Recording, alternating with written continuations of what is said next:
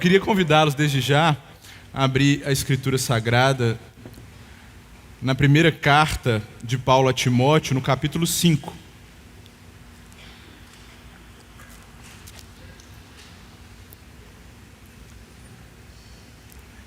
E deixe aberto porque ao longo dessa manhã nós leremos alguns versos desta porção da carta. Tem um filme da Pixar, uma animação, chamada Os Incríveis, de 2004. E esse filme nos apresenta Roberto e Helena Pera, que são dois heróis aposentados que decidiram formar uma família e viver uma vida comum. E eles têm 3 filhos, Violeta, Flecha e Zezé. É um filme muito divertido, queridos. E ele nos apresenta a matriarca Helena feliz com a sua vida.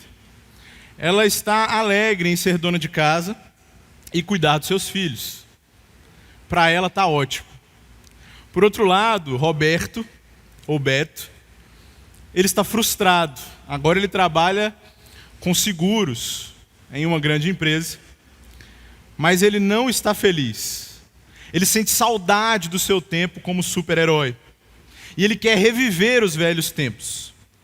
O grande problema é que para ser um super-herói, ele precisa colocar em risco a sua família. Para viver os velhos tempos novamente, ele precisa colocar em xeque sua esposa e os seus filhos. E se você parar para pensar, essa não é uma realidade só dessa história. A maior parte das histórias de super-heróis que nós conhecemos é de pessoas que, via de regra, sacrificam seus familiares, pessoas queridas. Pense aí, por exemplo, nos exemplos de heróis órfãos que nós conhecemos. Homem-Aranha, Super-Homem, Batman, Harry Potter, Luke Skywalker de Star Wars, todos eles têm uma coisa em comum. Para salvar o mundo, eles deixam de salvar sua própria família. E essa é uma verdade que nos serve muito bem, queridos. Quantos de nós, às vezes, não quer ser super no trabalho, na sua carreira? Quantos de nós, talvez, não deseja ter um ministério relevante? Quantos de nós não quer ser útil na sociedade e, às vezes, até mudar o mundo? Mas quando às vezes nós nos propomos a isso, a ser um super lá fora, a gente pode estar deixando de lado e negligenciando a nossa própria família, colocando em risco a nossa própria família. Então é bom que a gente medite por um segundo, enquanto nós nos ocupamos com todas as outras coisas da vida, muitas delas importantes. Será que alguém está pagando a conta? Será que as nossas esposas estão pagando a conta? Será que os nossos filhos estão pagando a conta? E é sobre isso que o apóstolo Paulo também vai falar a Timóteo. Particularmente agora, nós vamos ler o verso de número 8. E o texto diz assim: se alguém não cuida dos seus parentes, e especialmente dos de sua própria família, negou a fé e é pior que um descrente. Vamos orar mais uma vez? Senhor, nos ajude nesse momento, nos dê clareza e entendimento acerca da sua palavra e aplique as verdades que nós vamos aprender nessa manhã no nosso coração. Ajude a mim e aos meus irmãos a sair daqui não só compreendendo o que o Senhor quer nos dizer, mas encorajados a praticar todas essas coisas, pelo poder do Teu Espírito Santo e exemplo de Cristo. Em nome de Jesus. Amém. Queridos, nós estamos numa série temática sobre produtividade. No primeiro domingo, nós olhamos para o ensino de Jesus sobre os juramentos. Então, aprendemos acerca da importância do compromisso. No domingo passado, nós estudamos o texto de Marcos, capítulo 1, e vimos como o ministério de Jesus, o início do seu ministério, tem muito a nos ensinar sobre definir prioridades. No texto que nós vamos estudar hoje, Paulo está instruindo a Timóteo acerca de uma situação muito peculiar e delicada na igreja de Éfeso, a saber, a situação das viúvas. Mas apesar de tratar de um grupo muito específico daquela igreja, e naquele momento, Paulo pincela aqui e ali vários princípios e aplicações que dizem respeito a como cada um de nós, crentes no Senhor, devemos lidar com a nossa família. A família, segundo esse texto e tantos outros da Escritura, é uma das nossas maiores prioridades. E nós encontramos aqui várias formas de viver priorizando a família. Paulo vai nos ensinar, através desses versos, nesse trecho, como nós devemos dar importância sublime à nossa família. Eu quero que a gente volte agora no verso 3, para a gente poder entender como essa verdade se apresenta no texto. O verso 3 diz o seguinte: trate adequadamente as viúvas que são realmente necessitadas. No original, queridos, a leitura mais apropriada aqui seria: honre as viúvas, viúvas. O texto repete essa palavra 2 vezes, para nos fazer entender que Paulo não está falando aqui sobre qualquer viúva. Ele está se referindo àquela viúva que não só perdeu o marido, como também está solitária, abandonada. Ela não tem família, ela não tem filhos, ela está completamente desamparada. Ela é uma viúva. E a instrução de Paulo não é apenas que a igreja trate com respeito, como a NVI apresenta, trate adequadamente, mas que a igreja suporte financeiramente essas mulheres. Afinal de contas, elas não tinham com quem contar. E Paulo continua no verso 4: mas se uma viúva tem filhos ou netos, que estes aprendam primeiramente a colocar a sua religião em prática, cuidando de sua própria família e retribuindo o bem recebido de seus pais e avós, pois isso agrada a Deus. Então, primeiro Paulo vai se dirigir a Timóteo como líder da igreja. Ele vai dizer: Timóteo, ajude essas viúvas que estão desamparadas. Elas não têm com quem contar senão com a sua família da fé. Então, os recursos que eram administrados pela igreja, com I maiúsculo, pelos líderes, pelos presbíteros e pelos diáconos, deveria servir para ajudar essas irmãs. Agora Paulo se dirige ao povo de Deus, à igreja como povo de Deus, a cada crente aqui. E ele diz o seguinte: cada um precisa cuidar de sua própria família. Havia um excesso de viúvas que recorriam à igreja, que pediam ajuda à igreja. E Paulo está dizendo: não tem como suportar financeiramente todas elas. Mas nem todas precisam ser suportadas financeiramente pela igreja. Elas não precisam desse apoio financeiro. Por quê? Porque elas têm família, filhos e netos. E estes precisam cuidar dessas mulheres. É uma obrigação deles. É o comportamento esperado. Talvez Paulo esteja ecoando aqui o que Tiago diz em sua carta, que a religião que Deus, o nosso Pai, aceita como pura e imaculada é esta: cuidar dos órfãos e das viúvas. E esse cuidado é esperado de pessoas que foram cuidadas por seus pais, por seus avós. É uma espécie de retribuição. É como se Paulo estivesse dizendo: vocês foram cuidados, agora é a vez de vocês cuidarem. Essa é a responsabilidade de vocês. Então Paulo continua no verso 5: a viúva realmente necessitada põe a sua esperança em Deus. Ela persiste dia e noite em oração e em súplica, mas a que vive para os prazeres ainda que esteja viva, está morta. Ora, além de dizer que a família deveria cuidar dessas mulheres, Paulo também delimita e apresenta exatamente o tipo de viúva que ele estava preocupado. O tipo de viúva que a igreja deveria se preocupar. Esta sim precisa de atenção dobrado da liderança. Essa sim precisa de atenção dobrada da igreja. Quem é ela?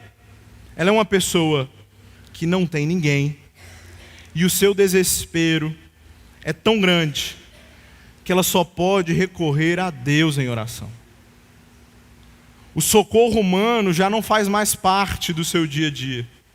Ela não tem com quem contar.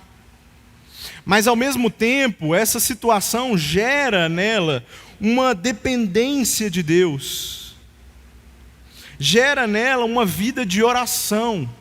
E aqui Paulo também, obviamente, está estabelecendo uma distinção entre viúvas piedosas, crentes, e viúvas incrédulas. Por quê, queridos? Mais uma vez, havia um excesso. Era muita gente precisando de cuidado. E nesse sentido, Paulo quer priorizar aquelas que fazem parte da comunidade da fé. Aquelas pessoas que já estão conosco, que já são nossas irmãs. Se fosse possível, ajudaríamos a todos, mas não é. Então precisamos priorizar a família da fé. Então veja, gente, as prioridades que Paulo estabelece. Primeiro, as famílias devem cuidar dos seus parentes. Devem cuidar dessas viúvas. Filhos e netos precisam cuidar de suas mães e avós, ou pais e avós. Em seguida, a igreja, que é a família de Deus, precisa cuidar dessas mulheres que não têm ninguém, que fazem parte da comunidade de fé. Então Paulo elenca essas duas prioridades para nos mostrar como deve ser o nosso comportamento. Nós devemos ansiar por ajudar as pessoas. Esse amor deve estar integrado à nossa prática de fé, à nossa vida de piedade. É a nossa religião na prática. E aí Paulo, ele faz uma afirmação a seguir, que é forte, mas que é muito importante para nós. Ele diz no verso 7, ordene estas coisas para que sejam irrepreensíveis. Porque se alguém não cuida dos seus parentes, e especialmente da sua própria família, negou a fé, e é pior que um descrente. Gente, desamparar os membros da nossa família, os membros da nossa casa, segundo Paulo, é uma negação da fé. Como diz o William Hendrickson, não é uma negação verbal. Nós não estamos dizendo que não somos mais crentes, mas é o que nós chamamos de pecado por omissão. Nossa boca diz alguma coisa, mas o nosso comportamento diz outra coisa. A nossa falta de ação, de proatividade em ajudar, em responder às necessidades dos nossos familiares, importa em acabar com o nosso testemunho. Derrubar aquilo que nós dizemos crer. Para Paulo, é ser pior do que um incrédulo. Porque é algo tão natural que filhos e netos se importem com seus pais, com seus avós.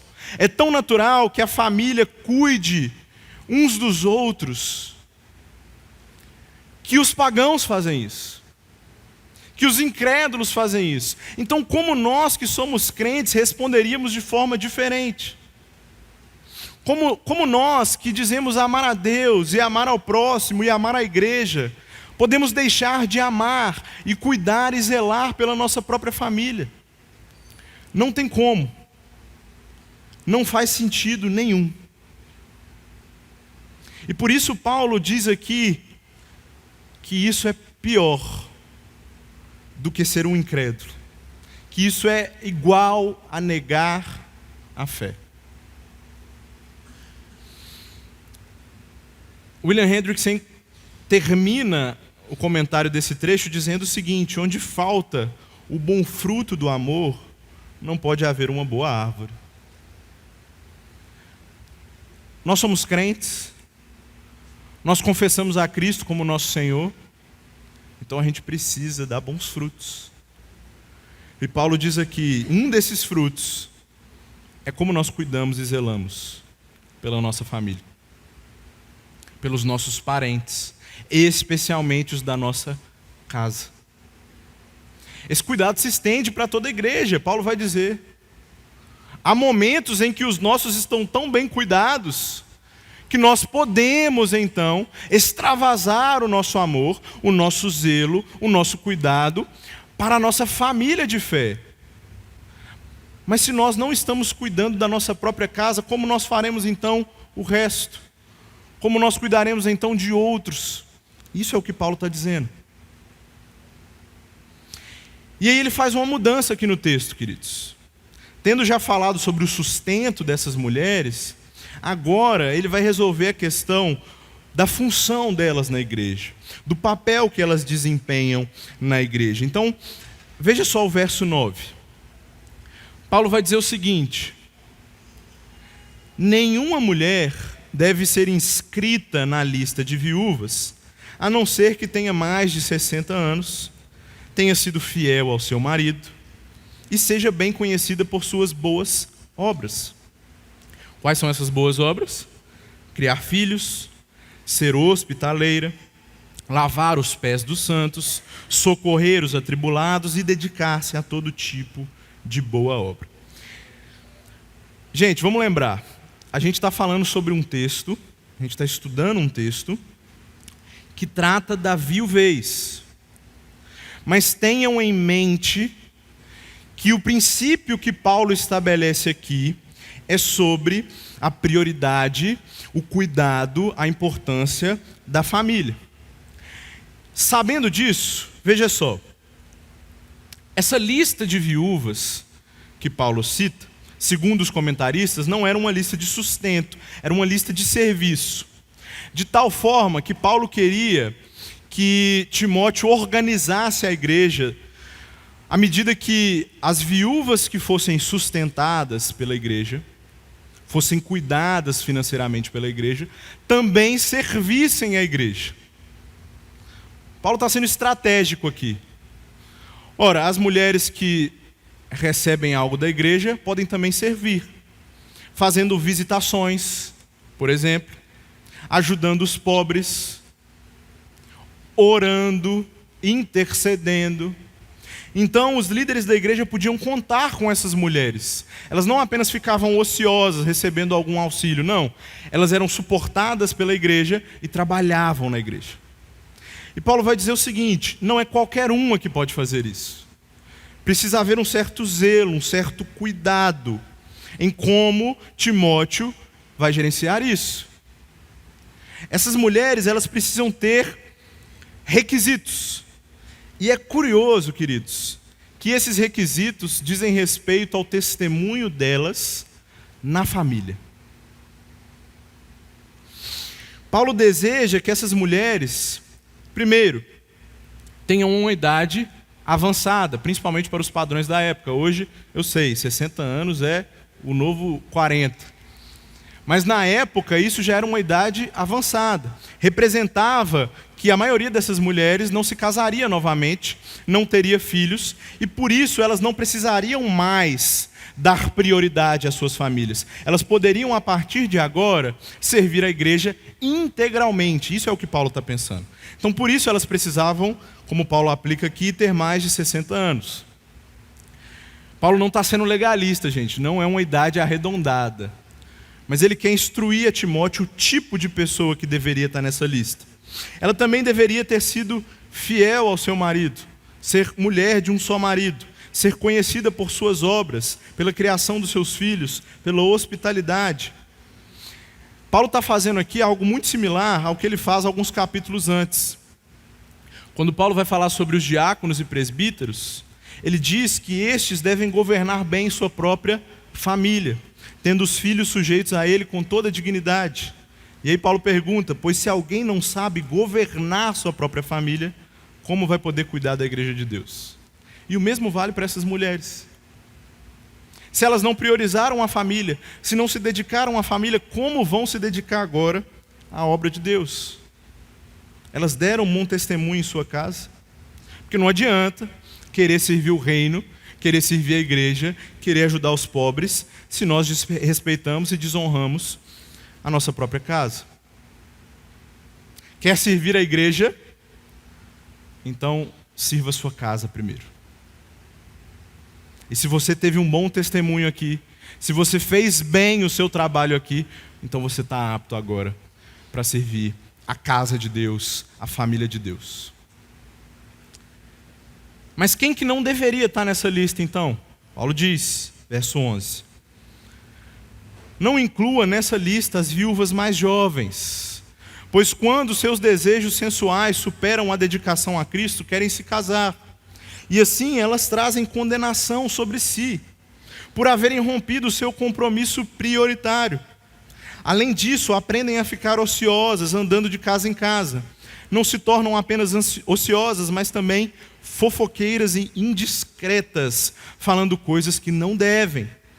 Portanto, aconselho que as viúvas mais jovens se casem, tenham filhos, administrem a sua casa e não deem ao inimigo nenhum motivo para maledicência. Algumas, pois, já se desviaram para seguir Satanás. Paulo fala sobre mulheres jovens que podem superar a sua dedicação a Cristo aqui. E essa dedicação, Calvino comenta, não é a vida cristã, não é como se essas mulheres se casassem e abandonassem a fé. O que Paulo está dizendo é que elas deixariam o voto que fizeram de dedicação exclusiva à igreja. Não é? Elas provavelmente, por serem jovens, desejariam se casar novamente e, portanto, elas não deveriam carregar o voto, o compromisso de servir a igreja como prioridade. Por quê? Porque a família é a prioridade. Se elas se casarem novamente, elas não podem servir a igreja, não podem ter a igreja como prioridade, o serviço na igreja como prioridade, como serviço integral. Elas podem servir como todos nós podemos. A parte que estamos cuidando da nossa família bem, estamos tratando bem a nossa casa, estamos discipulando bem os nossos filhos, estamos cuidando bem dos nossos cônjuges, então podemos servir a igreja. Agora, essas mulheres não poderiam dar toda essa prioridade assim a esse serviço. Então Paulo diz o seguinte: se casem,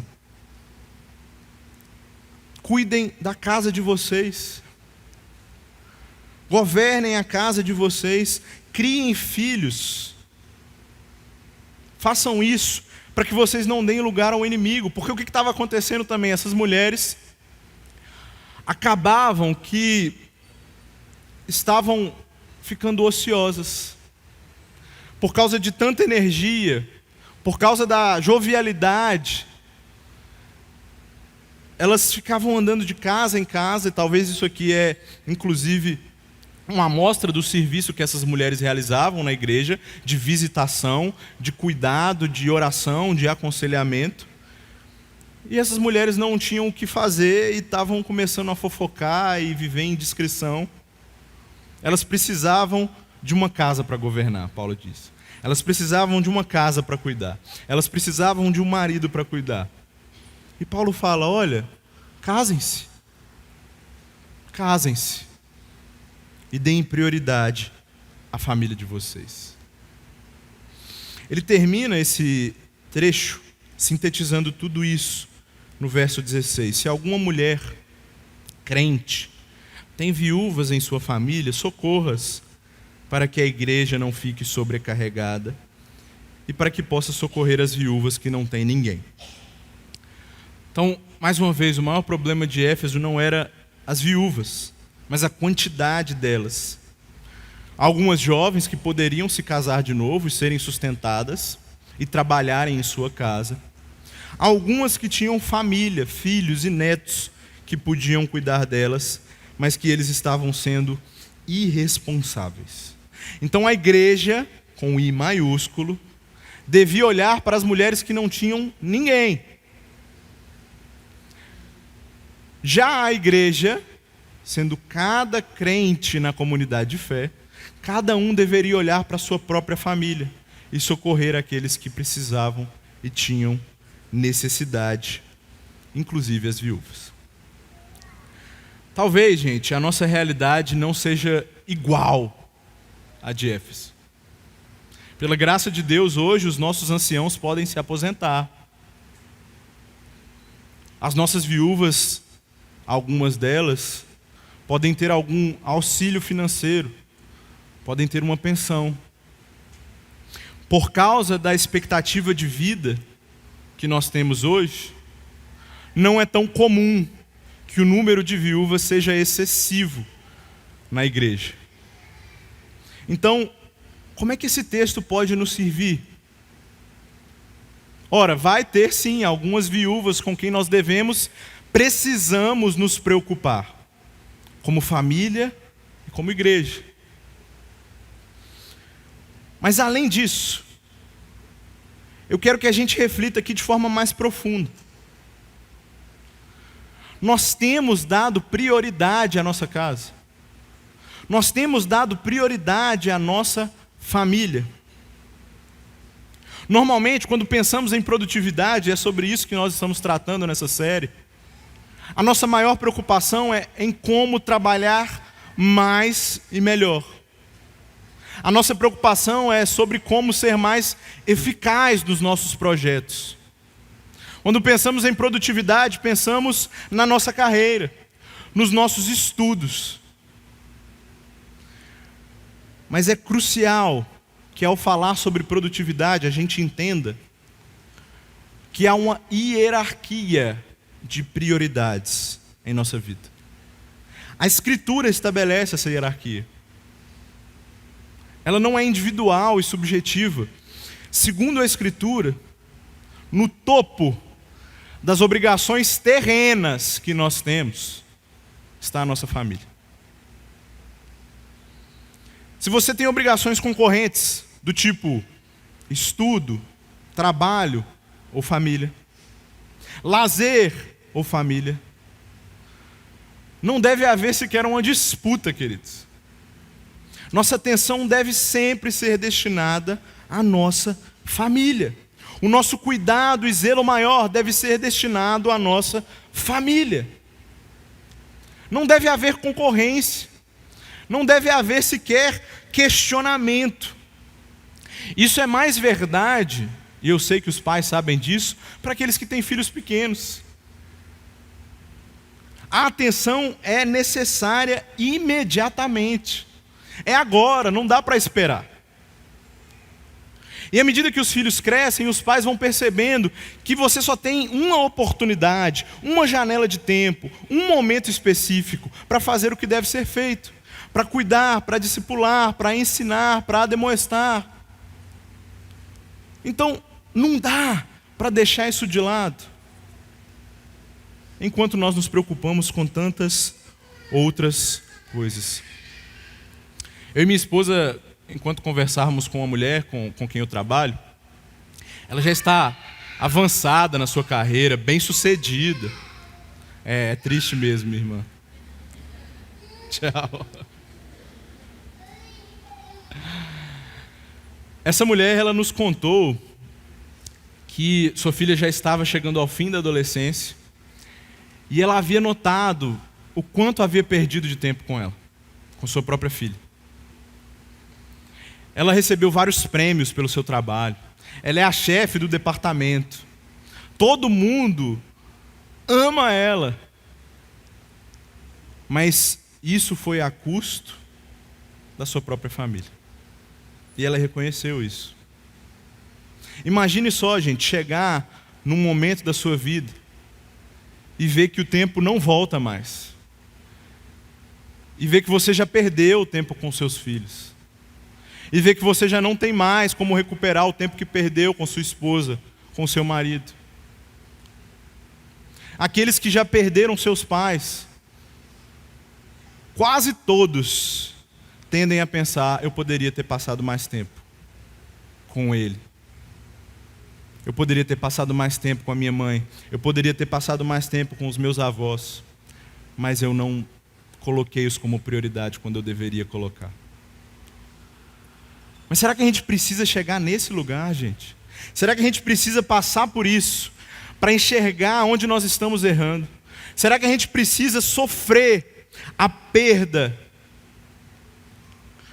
para entender onde deve estar a nossa prioridade? A gente não precisa disso. É verdade que em alguns momentos vai ser necessário gastar tempo com outras atividades. É um plantão que você precisa dar, é uma atividade que precisa realizar, talvez uma viagem de negócios, talvez um momento que você precisa parar para o discipulado, para o cuidado de outras pessoas. Isso acontece.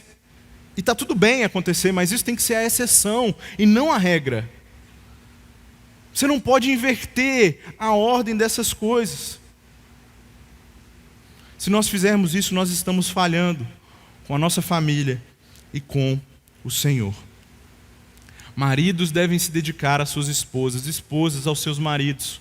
Pais devem se dedicar aos seus filhos, filhos devem se dedicar aos seus pais. E quando necessário, filhos e netos precisam cuidar dos seus pais e avós.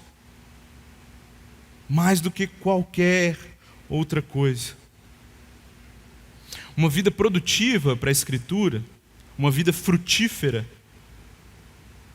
é dar tempo devido a cada coisa, entendendo o quão importante ela é. E às vezes o sucesso na família pode demorar a ser percebido. Você não ganha uma promoção na sua casa tão facilmente. Você nunca é importante demais para parar de jogar o lixo lá fora, para parar de trocar uma fralda, para não desentupir um vaso. Isso acontece. Não tem como subir muito o processo.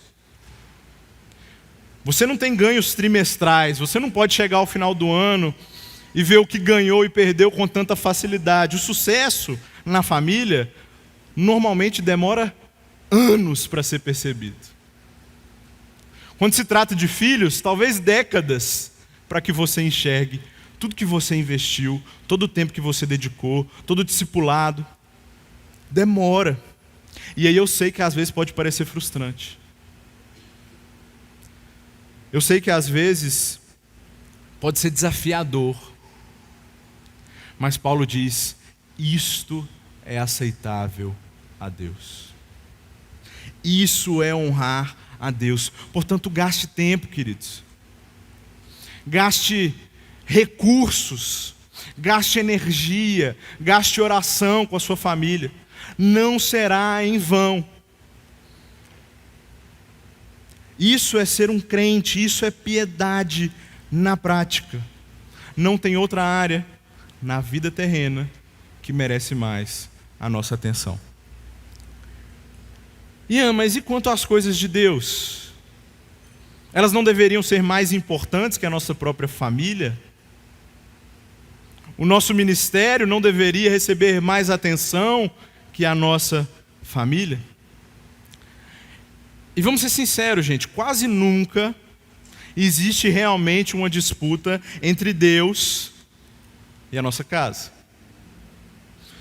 Normalmente as disputas são entre o lazer, o trabalho, o estudo, os nossos projetos pessoais, o nosso próprio egoísmo e, às vezes, um excesso de atividades ministeriais, de serviço na igreja, aí pode ser, mas não de Deus e a família.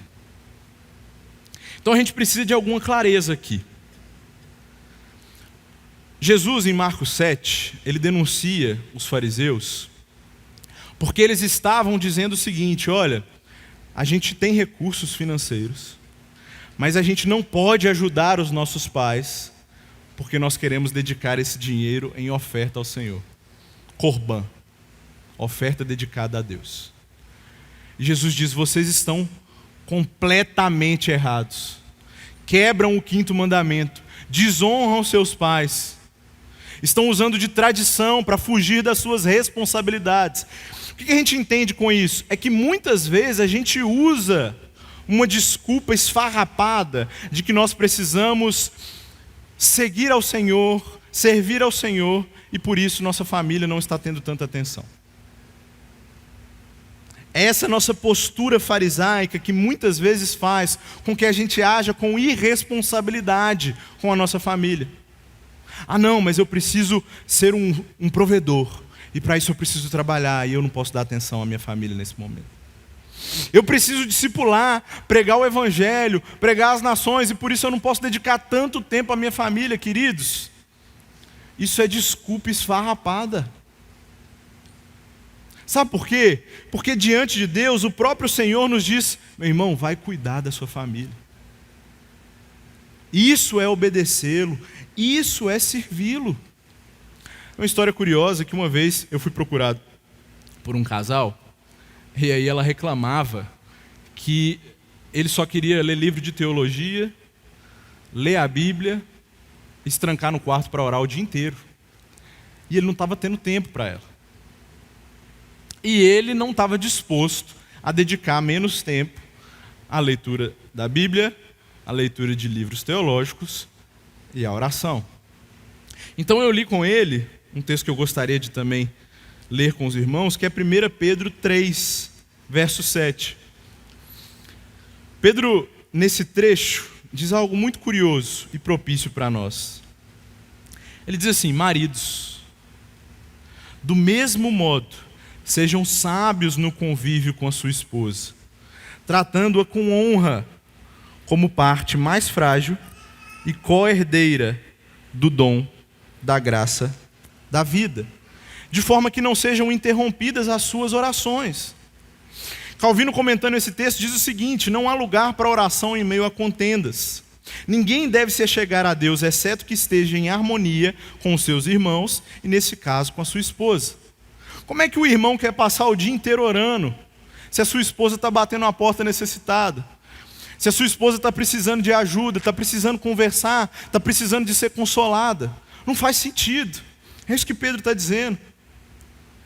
Irmãos, não há contraste entre escolher o Senhor e a nossa família. Não deve haver. Quando há, questione-se seriamente se não é uma tentativa pecaminosa do seu coração em se desviar das suas responsabilidades. Como comenta o autor do livro que temos como base para essa série, Brandon Crow, é preciso ser flexível, inclusive nas nossas atividades espirituais. Porque não é mais espiritual gastar 10 minutos extras de oração se o seu filho está no quarto ao lado chorando para que alguém troque a fralda dele. A melhor coisa a fazer nesse momento é ir buscar seu filho. Não faz sentido a gente estar lendo a nossa Bíblia ininterruptamente se nossa família está precisando de nós. Para que a gente está lendo então? Qual o objetivo com isso? O que nós queremos aprender daqui? Se nós não conseguimos praticar a fé. Então, largue a Bíblia e vai cuidar da sua esposa. Interrompa a sua oração e vai socorrer seu filho. É isso que nós precisamos fazer, queridos. E não fugir dessas responsabilidades. E não cair nessa armadilha de que nós podemos, de alguma forma, ser mordomos fiéis do que Deus nos confiou, se aquilo que Ele nos confiou a maior responsabilidade, a gente está deixando de lado. Você quer cuidar bem do que Deus lhe deu? Comece pela sua família.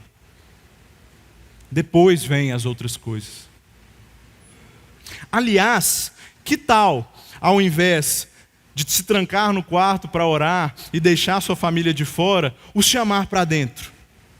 Ou ir para a sala, abrir a Bíblia com eles, chamá-los para orar juntos. Usar esse tempo, tanto para buscar a Deus, como também para discipular os seus filhos. Discipular a sua esposa. Tem alguma coisa errada, gente, se eles estão ficando de fora. Tem alguma coisa errada se eles estão sendo deixados de lado.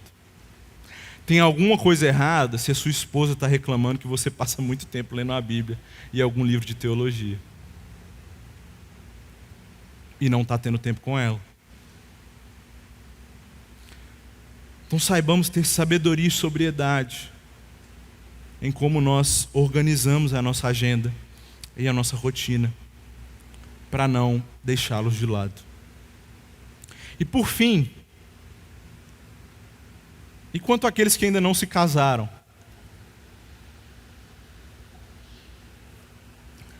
Aos solteiros definitivos, aqueles que escolhem ser assim, voluntariamente, como Paulo explica, se dediquem à igreja, à sua segunda família. Se dediquem ao cuidado dos seus irmãos. Se dediquem àqueles que precisam de socorro aqui, na grande família de Deus. Aqueles que realmente escolhem não se casar, Paulo vai explicar em 1 Coríntios 7. Eles devem escolher para o bem de cuidar do serviço a Deus. Estes sim podem priorizar completamente o serviço. E devem fazê-lo. Essa é a justificativa justa, plausível para não se casar, para não formar uma casa, uma família. Mas, aqueles que assim não escolherem, ou os solteiros temporários, Paulo tem também um conselho: casem-se, formem uma família, tenham filhos.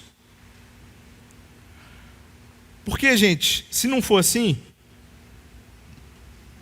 a gente vai ficar andando de um lado para o outro, dando lugar à ociosidade, sendo tentado por Satanás, fofocando, vivendo indiscretamente. Essa é a vida de um solteiro que não quer nem se dedicar à obra integralmente e nem se casar. É um ou outro. E aqui, ecoando o que o autor de Provérbios diz: cuide dos seus negócios lá fora, apronte a lavoura no campo e depois edifique a sua casa. Não chegou a hora de você se casar ainda? Então se prepare para isso, imediatamente. O problema é que eu vejo jovens solteiros que estão cada vez mais distantes do casamento. Parecem se preparar cada vez menos, visam uma vida de sucesso, mas não se esforçam para formar uma família. Mulheres que são ensinadas desde cedo a se tornarem independentes, autônomas, a seguir uma carreira, a se preparar para uma carreira, mas não são preparadas para se casar. Homens que são instruídos a adiar o máximo possível o casamento, deixar sempre para depois, porque é mais importante eu estudar, eu trabalhar, eu juntar riquezas para mim. E as prioridades estão se invertendo, queridos. Eu não consigo enxergar biblicamente motivo justo para se casar tardiamente. Obviamente, nós cremos na soberania de Deus e alguns de nós estão ansiosos e esperando, e é bom que estejam mesmo. Mas enquanto esperam, não fiquem parados, não fiquem ociosos, se preparem financeiramente e espiritualmente. Se preparem para isso, para serem bons esposos, para serem boas esposas, bons pais. Ande com famílias, para que você possa aprender nessa jornada, para que você possa se preparar. E reflita seriamente, o que você está fazendo da sua vida? Qual o seu real objetivo? Por que você está na faculdade? Por que você está trabalhando? Para que você está juntando dinheiro? É para se casar e criar filhos? É para sustentar e retribuir o cuidado que você recebeu dos seus pais e avós? Esses são motivos justos. Mas se é só para você fazer uma grande viagem, comprar um novo carro, se é só para isso, tem alguma coisa errada. Nós podemos e devemos usar, desfrutar de bens aqui, para nós também. Mas isso é secundário. Nossa prioridade sempre deverá ser o cuidado e o zelo pela nossa família.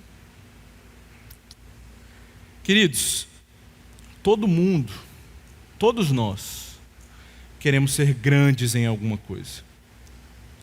Todos nós temos expectativas.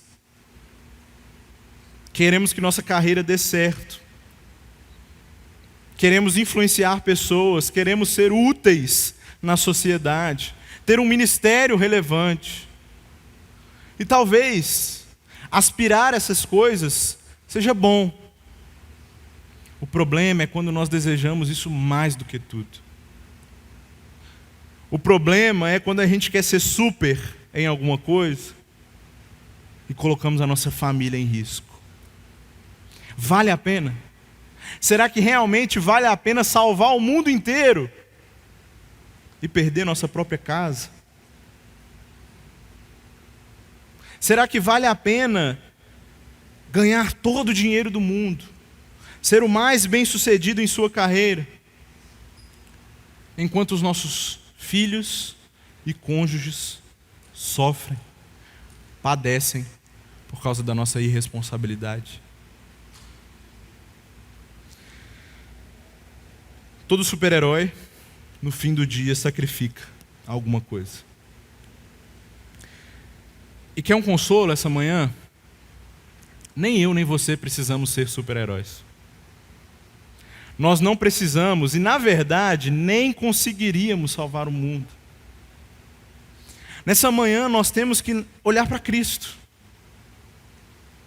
Quando nós olhamos para Cristo, nós conseguimos tanto tomar o seu exemplo, porque Ele jamais negligenciou os seus.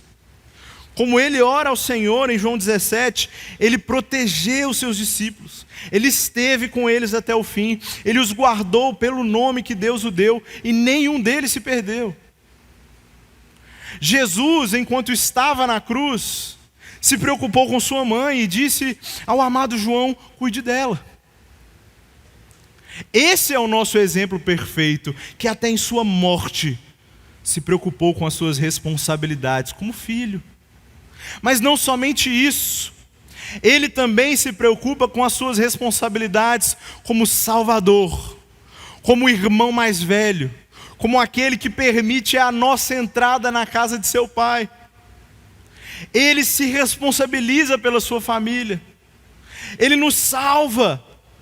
Ele nos resgata. E Ele jamais nos abandona. Para Jesus, há uma prioridade em nos salvar e nos guardar. E nós podemos confiar que Ele não nos deixará na mão, pelo contrário. Ele está à porta da casa, preparando os dormitórios para que nós cheguemos lá. Ele é o noivo que jamais nos deixará viúvos. A gente não precisa ter medo. A gente não vai sofrer esse luto. Aliás, nós sofremos. O Senhor morreu na cruz. Lá Ele recebeu o juízo de Deus, assumindo a responsabilidade dos nossos pecados. E por 3 dias nós fomos viúvos. Por 3 dias nós estivemos enlutados. Por 3 dias nós choramos. Mas ao 3º dia Ele ressuscitou. E jamais voltará a morrer. Ele é o Senhor do universo. Ele é o Deus supremo. Ele é o Rei que governa. Ele é o noivo que jamais desampara a sua noiva. E por isso nós podemos confiar que Ele também nos ressuscitará. Nós podemos padecer nesse mundo. Nós podemos morrer. Nós podemos, por algum momento, perder as esperanças. Mas a verdade é que no final de tudo o Senhor nos ressuscitará. E para sempre nós viveremos desfrutando da família da fé. Enquanto isso, que o Senhor nos ajude a honrar nossas responsabilidades aqui. Que o Senhor nos ajude a nos prepararmos e a prepararmos a nossa família para o dia de sua vinda. Essa é a nossa prioridade e a nossa atividade de maior importância, queridos. Nesse momento, então, abaixe sua cabeça. Peça ao Senhor auxílio, força e coragem para que você cumpra as suas responsabilidades com a sua casa.